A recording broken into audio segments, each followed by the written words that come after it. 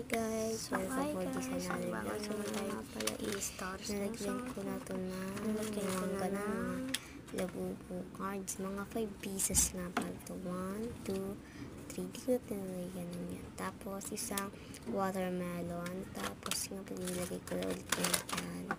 Yan, parang ganan. Ayan ito mga. Ayan. Yan.